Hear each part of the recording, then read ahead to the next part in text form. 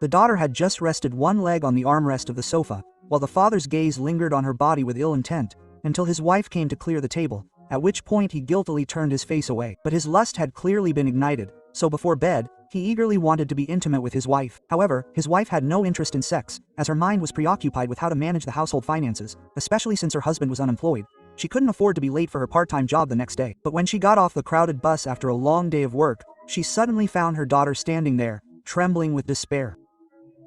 She immediately felt something was wrong, but when she questioned her daughter, the girl remained silent, only urging her to hurry home. Although she had mentally prepared herself, seeing the scene before her, Ramona was still terrified and screamed. Her unemployed husband lay in a pool of blood. It turned out that the lustful husband, while Ramona was out working, had attempted to assault their daughter Paula. Because they were in the kitchen, the frightened Paula immediately grabbed a knife. Initially, she only wanted to scare him away, but during the violent struggle, she caused irreparable harm. Seeing her daughter becoming increasingly distraught as she recounted the events, Ramona first gave her a comforting hug, then seriously said, "Remember, I killed your father. You didn't see anything and you don't know anything." Quote. After saying this, she told her daughter to quickly go back to her room and change her clothes to avoid getting blood on them.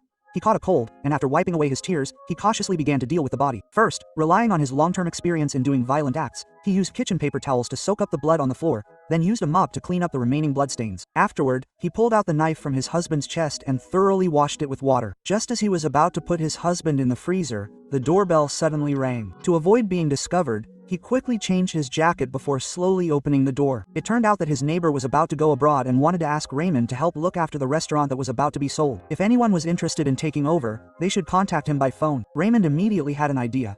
Keeping the body at home was unsafe, so it would be better to temporarily move it to the neighbor's empty restaurant. Therefore, he readily agreed to the request. However, at this moment, the neighbor noticed the bloodstain on his neck. Fortunately, he reacted quickly and claimed that he accidentally got menstrual blood on himself. After narrowly sending the neighbor away, Raymond, who thought he could finally catch his breath, was startled again by the sudden ringing of the phone. At first, he was too distraught to answer, but the phone kept ringing incessantly, so he had no choice but to pick up the receiver. He was then told by his sister, Saul, that his beloved mother had just passed away. He was devastated, because just a few days ago he and Saul had visited their mother, who was suffering from dementia, and they planned to bring her home in a few days. They lived together, but unfortunately, due to the circumstances, he couldn't stop himself from neglecting his son, and treating him lightly. However, the heavy blow also gave him an excuse to deal with the body tomorrow and not attend the funeral. "I'm too sad. Tomorrow you'll have to handle the aftermath alone."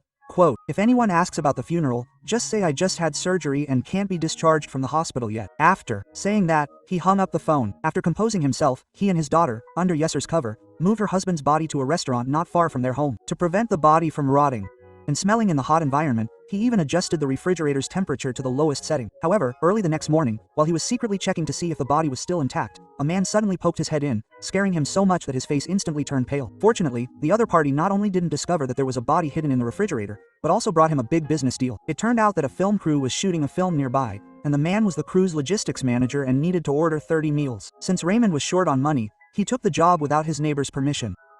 It must be admitted that Raymond's psychological quality was top-notch. Even though there was a dead person hidden in the back, he dared to go shopping for groceries as if nothing had happened. On the way, he even managed to borrow the necessary meat and desserts from his neighbors with his charming demeanor. As a result, he not only successfully completed the first order, but also received a big tip because of his enthusiastic service attitude. He then took on the responsibility of providing lunch for the film crew every day. After finally seeing the guests off, he immediately called his sister, Saul, again, asking about the funeral arrangements and explaining once more why he couldn't attend. Quote, last night, when you called, I was having a terrible argument with my husband. Perhaps he was influenced by what happened to our mother and daughter. Today, he completely abandoned us and probably won't come back anymore. Apparently, Raymond had said something, but he couldn't help it. Otherwise, it would be difficult to explain why he hadn't shown up. However, he would never have imagined that his sister, Saul, was hiding an even bigger secret. After the scene of sending off the deceased was over, the neighbor who often took care of the deceased's mother recounted a bizarre incident to everyone present. Quote, actually, at first, I didn't know that you were living alone. Someone called my name, so I opened the door, but there was no one outside. However, the tightly closed door of your mother's house suddenly opened on its own. I found it strange, so I went in. Not only that, when I found your mother's body, there were also the expenses needed for the funeral and a coffin that had been purchased in advance. But everyone knows that your mother had completely lost her ability to think before she died, so it's absolutely impossible for her to have prepared for her death in advance. Because the entire village was very superstitious and had no doubt about the existence of ghosts, everyone present thought that it was the spirit of Soul's mother that had appeared. After all, many people had seen Soul's mother's ghost before. A figure. At first, Thor still believed it was a ghost, until he saw his mother, who was supposed to be dead, in his mother's house. But even then, he thought it was a ghost. So even though the other person was someone he longed for, the timid him was so scared that he ran away. However, when he drove home trembling with fear, he heard his mother's voice coming from the car. Although he was still terrified and his face was pale, at the other person's repeated requests, he mustered up the courage to open the trunk. Unexpectedly, his mother was really lying inside. For a moment, he was overjoyed, and then he gave her a deep hug. His mother didn't explain much, only saying while packing things, "It's a good thing I put away these precious items in advance. Otherwise they would have been looted by the neighbors." Of course, judging from that, he was the only decent person around. While talking, the two had already arrived at Thor's house. Looking at her gray hair in the mirror, his mother cautiously reminded Thor, "Although the people here don't know me, for safety's sake, tomorrow you help me dye my hair and buy me a pair of sunglasses so I can go out and get some fresh air. That is to say, I will live here from now on. Anyway, you live alone, so it's good for me to be a companion until God really calls me away." Although he was full of doubts, Thor didn't intend to ask, but silently remembered every word his mother said. At this time, Raymond called, claiming that her husband had abandoned her. Because his mother and Raymond and Saul's relationship had always been strained, so Saul didn't mention that his mother was still alive. However, the next day, Raymond showed up at Saul's door with his daughter. From their brief phone conversation, he had sensed Saul's unusual behavior and wanted to investigate. Indeed, when he rushed to the bathroom, a familiar scent immediately caught his attention. Following the scent, he went to the bedroom. Although his mother had hidden under the bed and wasn't discovered, Raymond noticed a dress that hadn't been put away. Fortunately, Raymond didn't suspect anything, thinking that Saul simply missed his mother and had brought back her clothes to keep as a memento. He casually put the dress in the wardrobe, only to discover a box inside. Because the box contained money, Saul was mistakenly thought to be a greedy thief and was severely reprimanded. Unable to explain, Saul couldn't betray his mother and could only watch as Raymond and his daughter angrily left. Seeing this, his mother, who was hiding under the bed, had Saul drive her to Raymond's house the next night. She wanted to see Raymond and her granddaughter in person, even if only from a distance. After all, she had only seen Raymond's back the previous day. She didn't want any misunderstanding or animosity to arise between Saul and Raymond, believing that any misunderstanding should be resolved early. Meanwhile, Raymond was at a restaurant.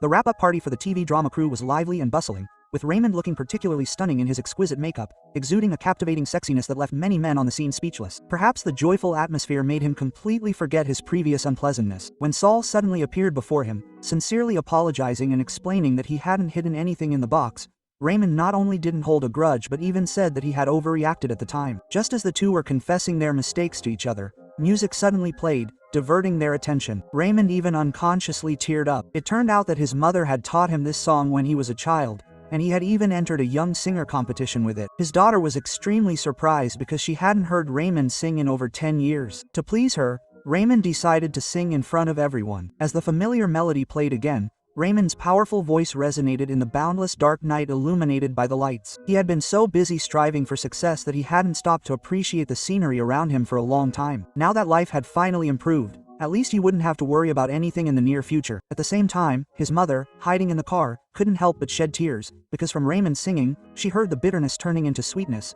the overcoming of countless obstacles. But what she didn't hear was that the body was still troubling Raymond. In fact, several days ago, he should have moved the body out of the restaurant to avoid further complications, but a big business opportunity suddenly came up, forcing him to put his plan on hold. Now that the film crew that had been ordering meals had finished filming, he prepared to dispose of the body immediately to avoid any further trouble. However, while he was out buying necessary items with his daughter, the restaurant owner suddenly called. It turned out that someone had seen the for sale advertisement, and the owner wanted Raymond to help him with the reception. Knowing he couldn't completely deceive the owner, Raymond confessed half of the truth. "First, I must apologize to you, because I've been using your restaurant recently, and you might think I've betrayed your trust. But," he continued, "the day you went abroad, my husband also left me. Without a breadwinner, my daughter and I are having a very difficult time, and I have to seize every opportunity I can." Undoubtedly, Raymond was clever. He knew the restaurant owner already had a good impression of him, so he first apologized sincerely, then subtly recounted his difficulties to gain sympathy and compassion. But to avoid any ambiguity, after the owner relented, he immediately added, "I'll suggest a price increase to you for the rent. Send me the contract after you've reviewed it. I absolutely won't take advantage of you." In just a few words, he transformed the difficult situation into a clear business transaction. But as soon as he finished dealing with the restaurant matter, the owner called again. It turned out that the owner had been diagnosed with cancer and probably didn't have much time left.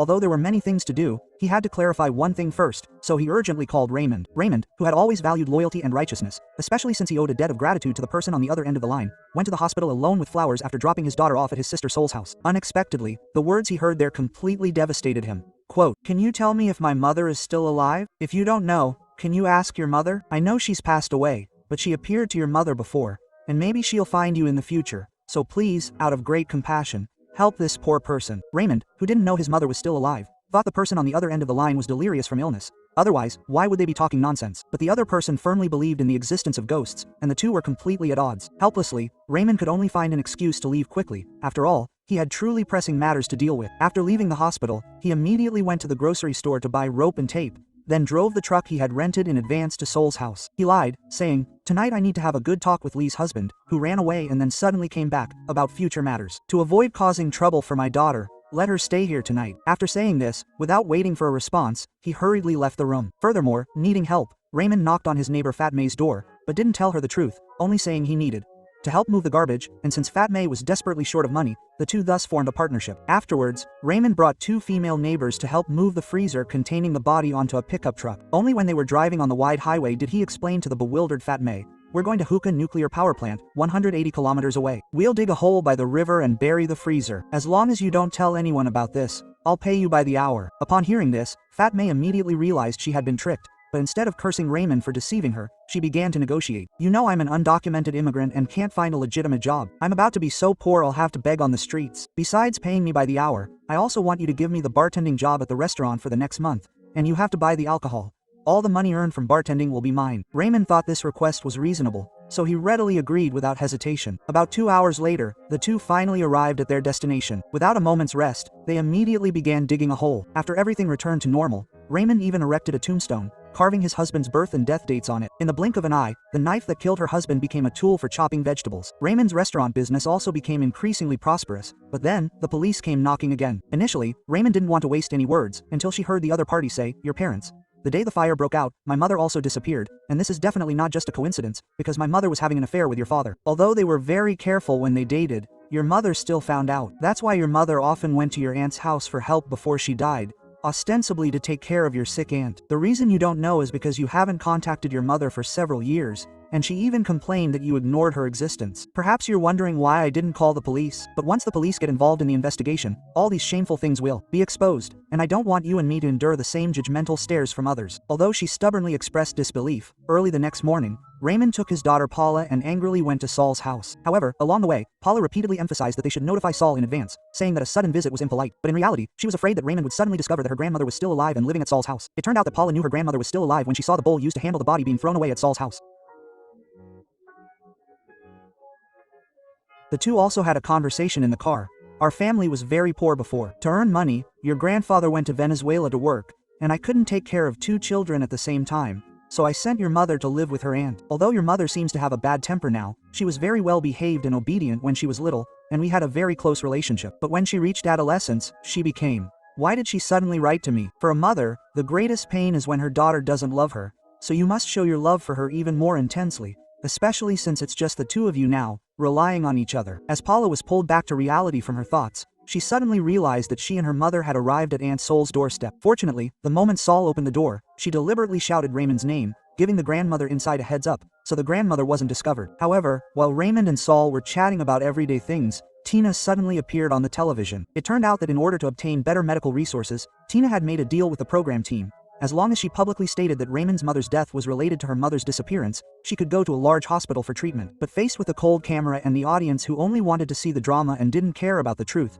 she changed her mind at the last minute. Watching Tina on TV, Raymond immediately recounted what had happened earlier. He originally thought that Saul wouldn't believe him either, but he didn't expect that he was the only one who was kept in the dark. However, even when Saul told him that his mother was indeed still alive, he didn't believe it until he saw the familiar face hiding under the bed with his own eyes. But because he was too shocked, he didn't speak to his mother, but instead dragged Paula and rushed out the door. But as they walked along the street, he stopped crying, and then, under Paula's persuasion, returning to Saul's house, he had to know the truth. It turned out that one day 4 years ago, Raymond's mother accidentally learned that when Raymond was young, he was raped and became pregnant, and the child was Paula. In other words, Paula was both Raymond's biological daughter and his younger sister. Enraged by the truth, the mother immediately confronted her husband, only to find him sleeping with another woman. In a fit of rage, she lost control and set the wooden house on fire with a torch. Perhaps fate was on her side, as the wind was strong that day, and the fire quickly spread until the adulterous couple was burned to death,